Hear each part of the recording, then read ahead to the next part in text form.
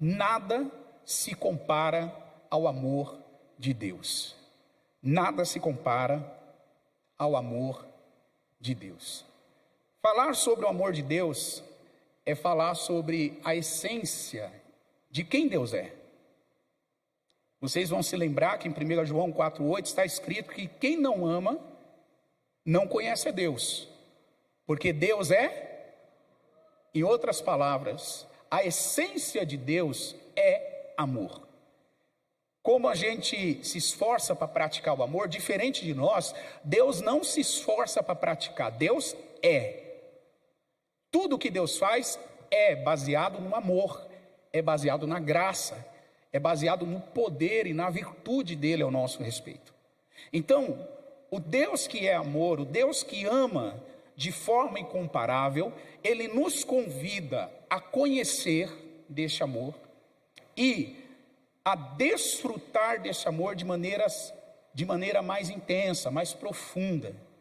Olha o que a palavra diz em 2 Coríntios 5 e verso 14. Porque o amor de Cristo nos constrange. O amor de Cristo faz o que, gente? Em outras palavras, ele nos domina. Ele nos influencia. O amor de Cristo, segundo Paulo, nos influencia, nos domina, nos constrange, a ponto de nós julgarmos assim: se um morreu por todos, então todos devem morrer. Todos morreram. Em outras palavras, o Paulo está falando que esse amor de Deus é tão grande que ele nos constrange a fazer algo para Deus, como resposta a esse amor. Então, o Filho de Deus não obedece para obter recompensas. O Filho de Deus não obedece para ser abençoado. O Filho de Deus obedece como resposta desse grande amor de Deus que primeiro alcançou ele. Então nós só obedecemos, só fazemos o que fazemos como resposta de amor por sermos amados. Por sermos amados, a gente responde em amor. É isso que Paulo está querendo para cada um de nós. Então, esse amor nos constrange, esse amor, ele domina, influencia o nosso ser, mas esse amor também é alvo do nosso compartilhamento. Quem ama, não apenas tem um amor, mas essa pessoa, ela se sente no dever, na responsabilidade, na missão de compartilhar desse amor. Então esse amor nos influencia a tal ponto da gente conhecer, de sermos constrangidos por ele e de compartilharmos deste amor. Então eu quero usar como fundamento aqui, nessa manhã, uma das primeiras passagens bíblicas do Antigo Testamento, onde Deus fala sobre o amor dele por Israel, o amor dele pela nação que ele escolheu dentre tantas nações do mundo. Então o texto que eu quero ler é Deuteronômio capítulo 10, abra comigo a sua Bíblia, em Deuteronômio capítulo 10, e versículo 11 e 12. Essa é uma das primeiras vezes, é uma das primeiras ocasiões que aparece o amor de Deus descrito na Bíblia.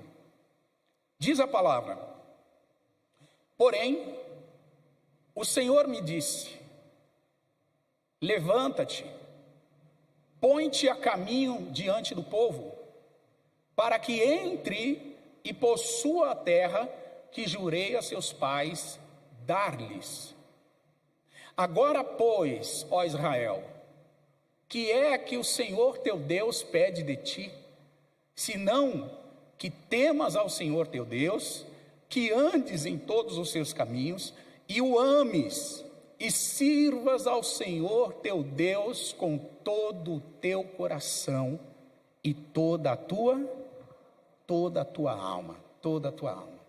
Israel vive altos e baixos no relacionamento com Deus, e você sabe muito bem disso. Ora, Israel está tão crente, irmãos, que o Mar Vermelho se abre, eles passam o Mar Vermelho com pés em seco. Ora, Israel está tão crente que as roupas deles não se consomem, as sandálias dos seus pés não se consomem. Ora, Israel está tão crente que até recebe o maná que desce do céu, a água que brota da rocha. Mas ora, Israel está tão murmuradora, tão ingrata, que amaldiçoa o seu líder Moisés, amaldiçoa a travessia do deserto. Diz que a terra não é boa coisa nenhuma, a terra que mana leite e mel é uma terra de gigantes, é uma terra de desafios, é uma terra que eles não conseguiriam conquistar. Então Israel vive altos e baixos no seu relacionamento com Deus. Nesse ponto aqui do capítulo 10 de Deuteronômio, Moisés já tinha quebrado as 2 primeiras tábuas do mandamento. E você se lembra que ele quebrou quando ele sobe no Monte Moriá, recebe a lei de Deus, e quando desce, ele vê o povo fazendo uma festa, uma adoração ao bezerro de ouro. Moisés fica tão indignado que ele quebra as 2 tábuas da lei. Então, nesse momento aqui, Deus ordena que Moisés prepare 2 novas tábuas, 2 novas placas, e ele escreve novamente os 10 mandamentos. Algo poderoso está acontecendo aqui, irmãos, algo tremendo. Deus mostra para Moisés qual será a estratégia para o povo herdar a terra prometida. E a estratégia de Deus passa por 4 palavras que estão no versículo 12. Acompanhe comigo. A primeira palavra é temer. Diga comigo, temer. Diga comigo, andar, amar e servir.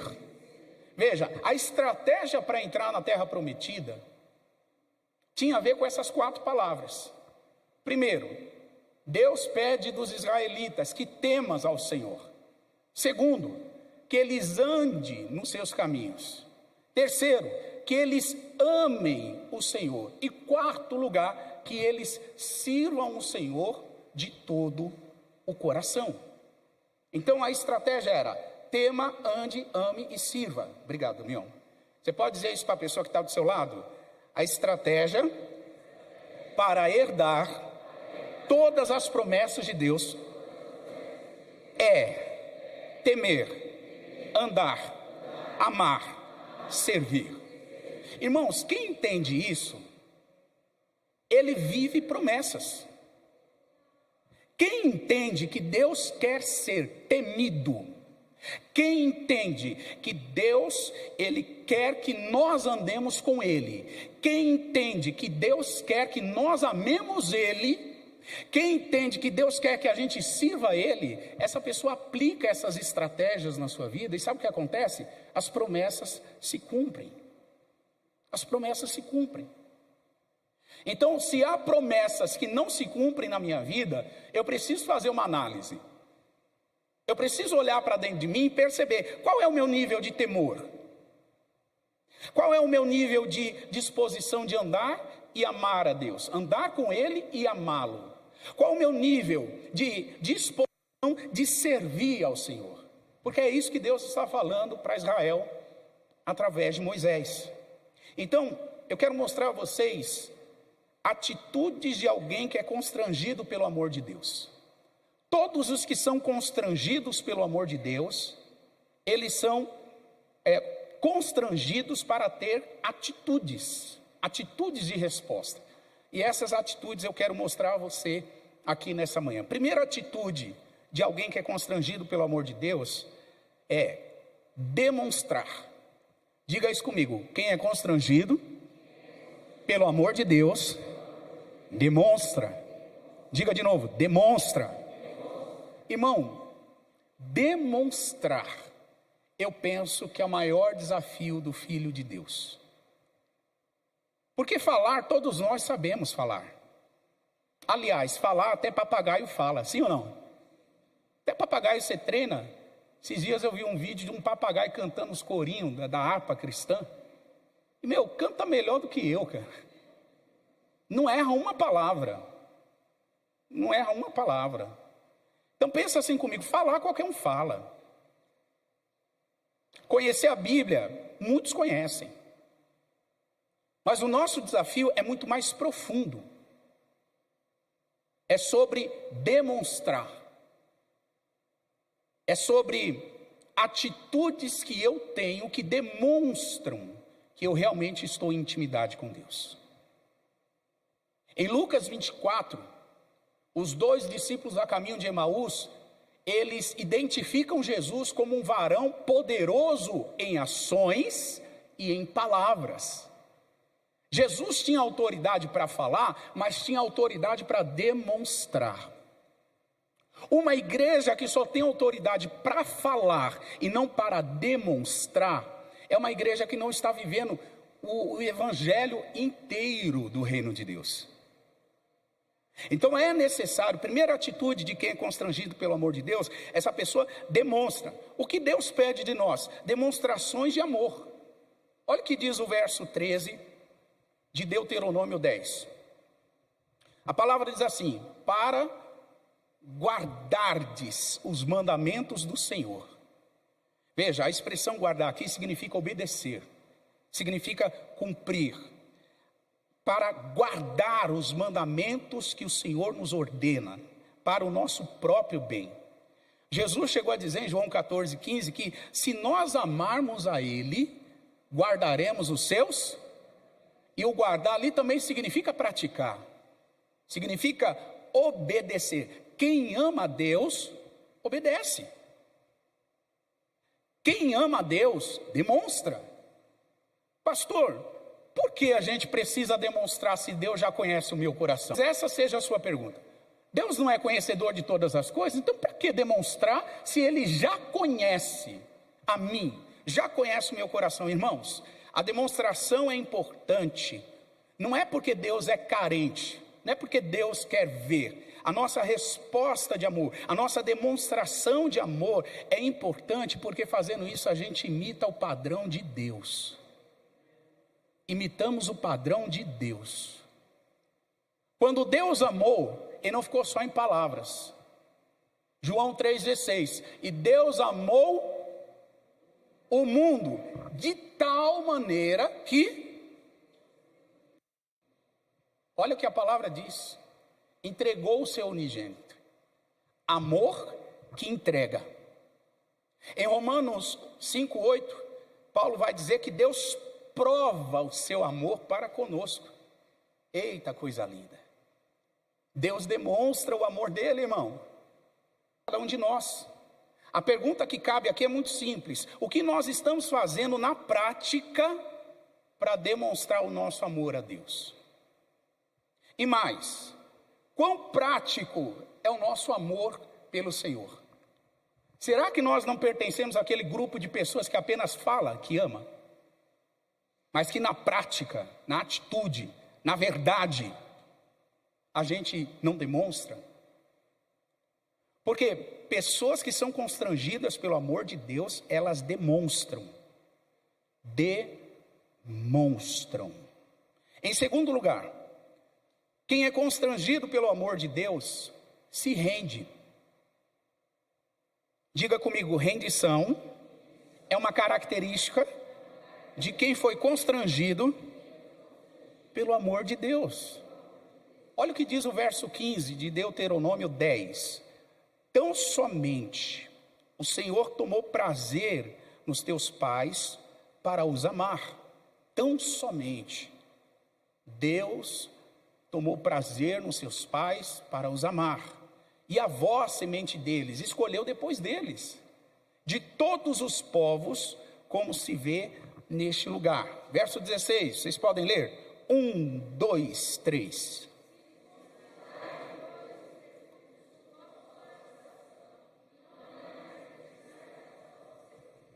Veja, o Senhor está dizendo através de Moisés que por amar, Deus escolhe Israel. Deus escolhe os antepassados desses que estão ouvindo a explicação de Moisés.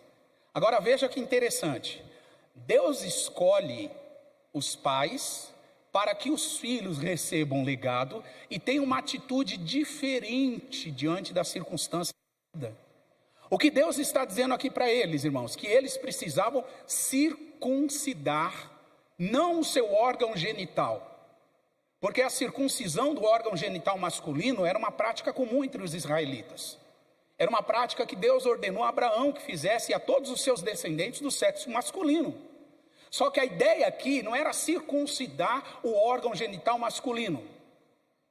A orientação aqui de Deus é: circuncide o seu coração. Em outras palavras, torne o teu coração sensível, rendido, prostrado, a ponto de quando você ouvir a voz do Senhor, você não endurecê-lo. Não endurecer. Infelizmente, irmãos, nós vivemos uma geração de incircuncisos de coração. Incircuncisos de coração. Gente dura.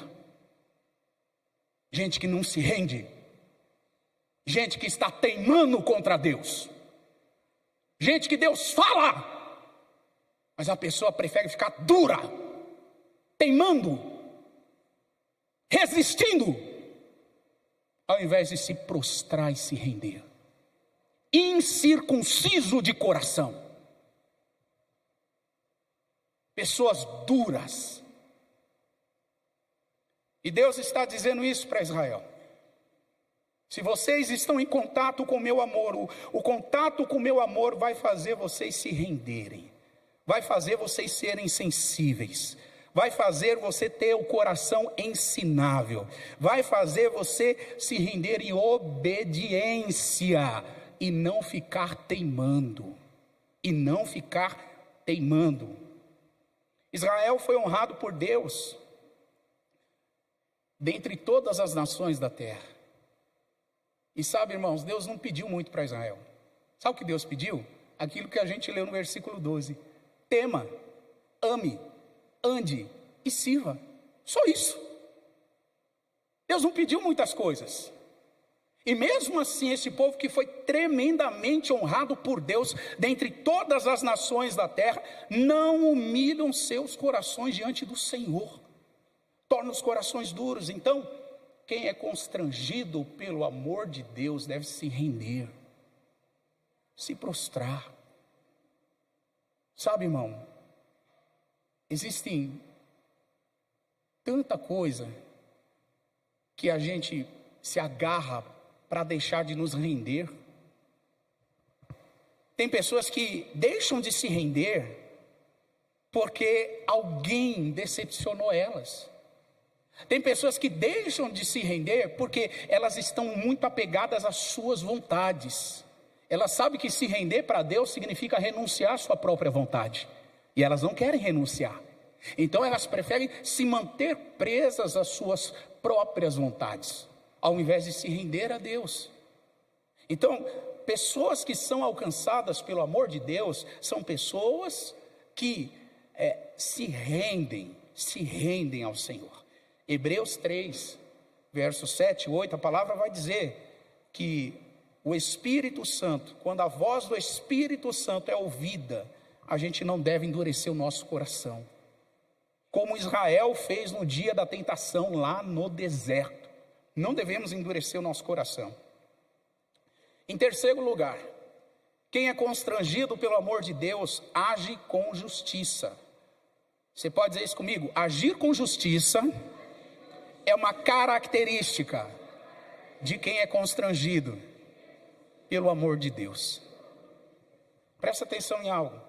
O versículo 17 a 19 de Deuteronômio 10 vai mostrar aqui para nós que o Senhor é Deus dos deuses. Ele é o Senhor dos senhores. Ele é o Deus grande, poderoso, terrível, que não faz acepção de pessoas. Em outras palavras, Deus não é parcial, irmão. Deus não é parcial.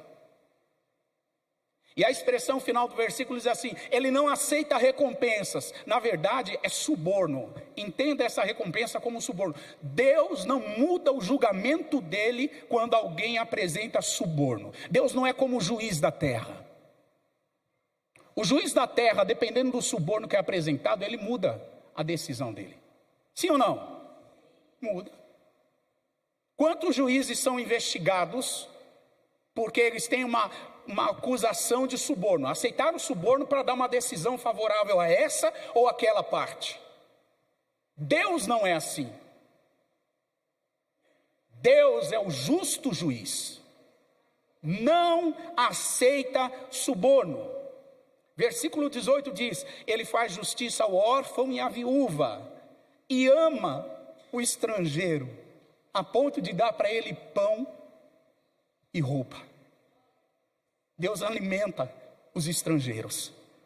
Versículo 19: pelo que amareis o estrangeiro, porque vocês também foram estrangeiros no Egito. Irmãos, eu acho lindo o que as igrejas ali da região de Guarulhos estão fazendo, acolhendo refugiados afegãos, dando comida, dando roupa, cuidando deles. Não conseguiram encaminhá-los ainda para abrigos, até onde eu vi a notícia, na quinta, não tinham conseguido ainda, mas eles estão cuidando, estão levando colchão, cobertor. Aqueles homens e mulheres que fugiram do Afeganistão, debaixo de ameaça de morte, eles estão tomando banho nas torneiras do aeroporto de Guarulhos. Eles tomam água ali. E sabe, eu amo ver o acolhimento da igreja brasileira. Deus nos deu um coração acolhedor, irmão. Deus nos deu. Temos contato com a comunidade oriental, e uma das coisas que os orientais sempre falam para nós são palavras de gratidão, porque o Brasil é um celeiro de acolhimento de todas as nações da terra. E eles sempre falam para mim: pastor, o país de vocês é uma bênção, muito obrigado por nos acolher. Acolher o órfão, acolher a viúva, acolher o refugiado, irmãos, é agir com justiça. E não só os refugiados de fora, presta atenção nisso, hein? Deus vai falar com alguém aqui. É acolher os refugiados de dentro também. Quantas pessoas imigram do Nordeste, da fome, da seca, da escassez, vem aqui para São Paulo e às vezes encontra algumas pessoas que não acolhem, que não cuidam, que não preparam, que não, às vezes não encontra acolhimento nem na sua família. É acolher os de fora, mas acolher os de dentro. Isso é agir com justiça, segundo a palavra de Deus. Deus é amor, mas Ele também é. Deus é amor, mas Ele também é. Ele não é desonesto, irmão. Ele não é imparcial. Ele não erra nos seus julgamentos. E Ele espera de nós que pratiquemos a justiça. Seja justo. O amor de Deus te tocou, seja justo. Comece consigo mesmo, seja justo para você mesmo. Seja justo nos seus relacionamentos. Seja justo quando você vender algo. Seja justo nos preços que você cobra. Seja justo em pagar suas dívidas. Seja justo em fazer as coisas corretas. Porque quem é tocado pelo amor de Deus é constrangido pela justiça. Deuteronômio 32 e verso 4.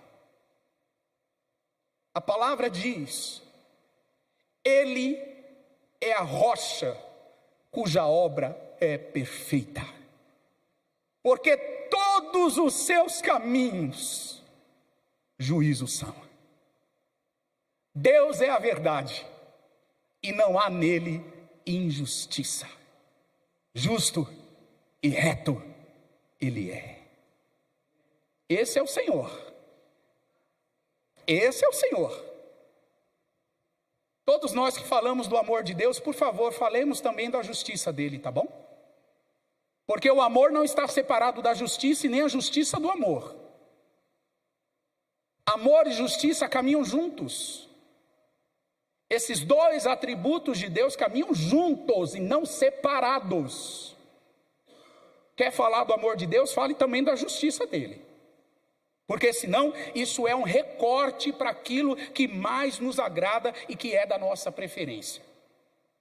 O Salmo 7, versículo 11.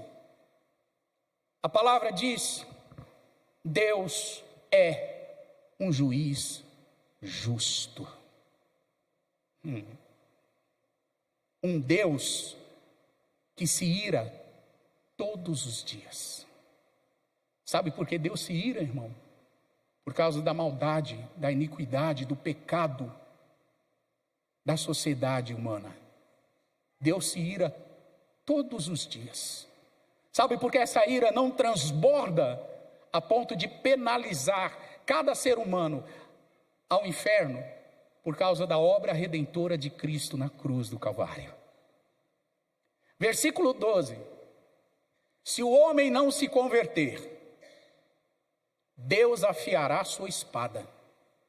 Já tem armado o seu arco e ele está aparelhado. E já para ele preparou armas mortais e porá em ação as suas setas inflamadas contra os perseguidores. Justiça. Deus é justo, irmão. Deus é justo. Aquilo que o homem plantar, isto ele ceifará. Gálatas capítulo 6 diz que ninguém vai zombar de Deus. O que a pessoa planta, ela colhe. Porque Deus é justo. Deus é justo. A diferença é que quando temos a graça e o amor de Deus, naquilo que nós vamos colher, a misericórdia dele nos segue, nos acompanha. A graça dele está conosco. Então, para a gente já caminhar para o final, somos constrangidos pelo amor de Deus para 3 coisas. Diga comigo, demonstrar. Diga comigo, nos render. E terceiro, diga comigo, agir com justiça. Eu quero terminar, irmãos, dando um exemplo bíblico de alguém que foi constrangido pelo amor de Deus. E esse exemplo é o Davi. Davi foi alguém profundamente constrangido pelo amor de Deus. Ele discerniu que o amor de Deus é a fonte. E isso aqui é fantástico. Porque ele discerniu que o amor de Deus é a fonte do quê? O Salmo 63 vai descrever o que Davi entendia sobre Deus ser a fonte dele. Deus era a fonte de Davi. E ele começa a descrever isso no Salmo 63. Em primeiro lugar, Salmo 63, verso 4. Davi demonstra que Deus é a fonte do louvor que ele mesmo entrega para o Senhor. Deus é a fonte do louvor. Olha o que diz o Salmo 63, verso 4. Assim, eu te bendirei enquanto viver. Em teu nome levantarei as minhas mãos. Davi está dizendo, Senhor, enquanto eu viver, por causa do teu amor que me constrange, enquanto eu viver, o Senhor é a fonte do meu louvor. O Senhor é a fonte da minha adoração. Irmãos, quando Deus é a fonte e o motivo do nosso louvor, as circunstâncias não roubam o nosso cântico de alegria. As estações, os problemas, o governo, a economia, a falta de emprego, a falta de saúde, nada rouba a nossa adoração se Ele é a fonte. Se Ele é a fonte. Agora, se você depende muito de circunstância, tem uma triste notícia para te dar. A circunstância muda, a sua disposição de louvar a Deus também vai mudar. Você perdeu alguma coisa, a sua disposição de louvar a Ele também vai se perder. Quem te contrariou, e você é essa sua fonte, você é alguém que não gosta de ser contrariado, você gosta de ser aceito e aclamado por todos. Quando alguém te contraria, isso rouba a sua adoração. Deus ainda não está sendo a fonte. Davi entendeu que apesar das guerras, das lutas, das circunstâncias, das adversidades, da doença, da saúde, da bênção ou da maldição, independente de qualquer situação, Deus era a fonte do louvor dele. Quem é a sua fonte de louvor, irmão? As circunstâncias ou o Senhor? Em segundo lugar, Davi discerniu que Deus é a fonte da provisão a ele. Você pode dizer isso comigo? O Senhor é a fonte da provisão. Irmãos, precisamos parar de adorar a provisão e precisamos passar a adorar o provedor. É Ele.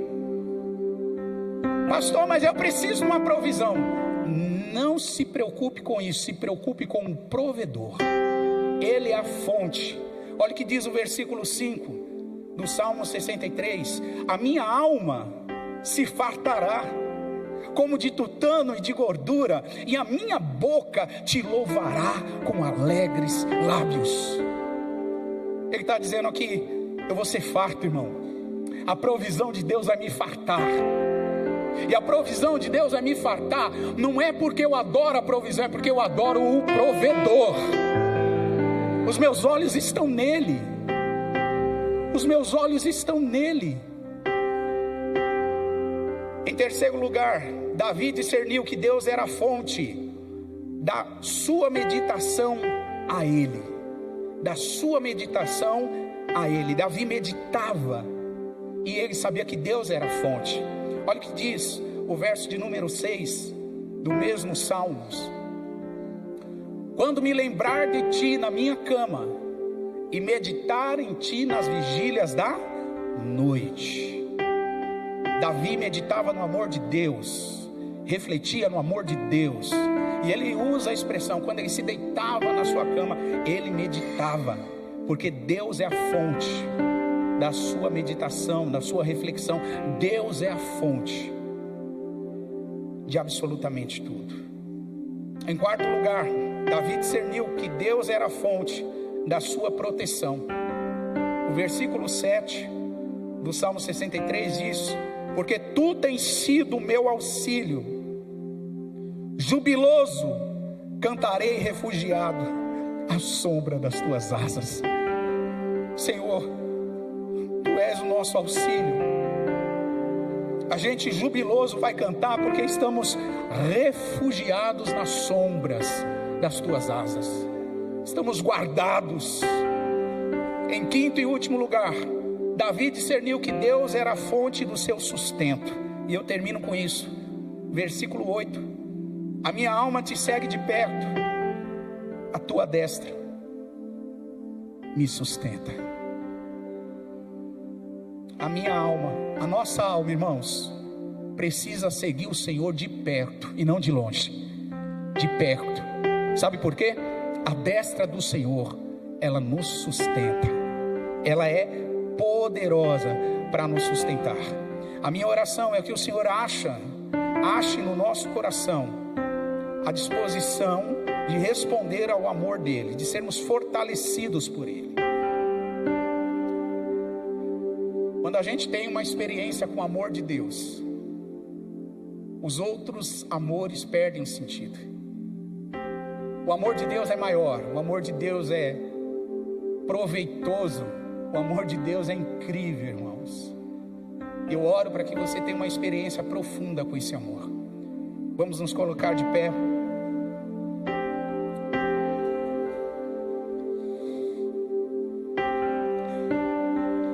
Eu quero orar com vocês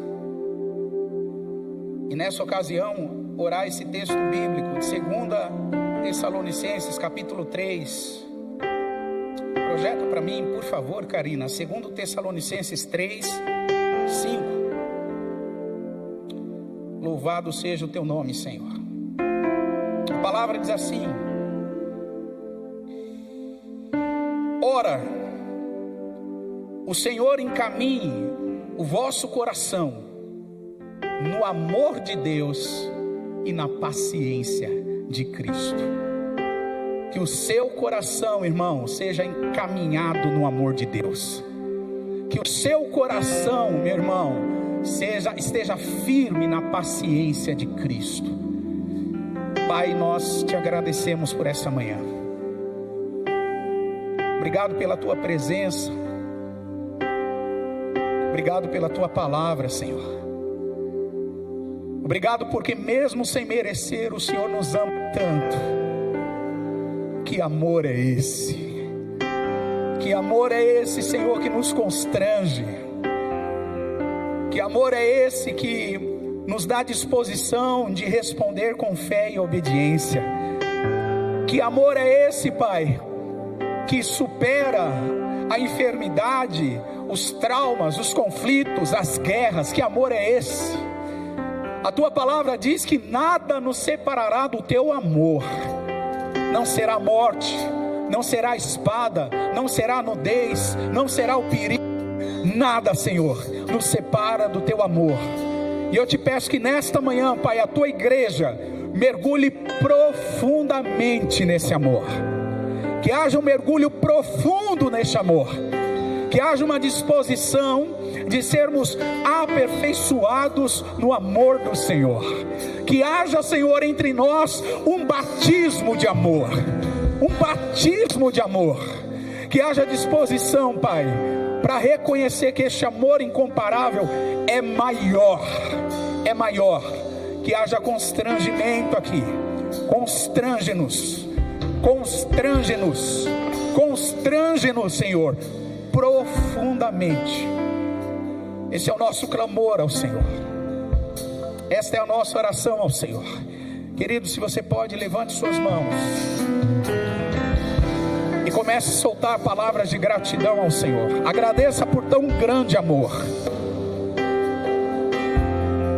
Agradeça por tão grande amor. Ei, obrigado, Senhor. Obrigado, Senhor. Te amamos, te amamos, te amamos, porque o Senhor nos amou primeiro. Só te amamos porque o Senhor nos amou primeiro. Obrigado por este amor, Pai.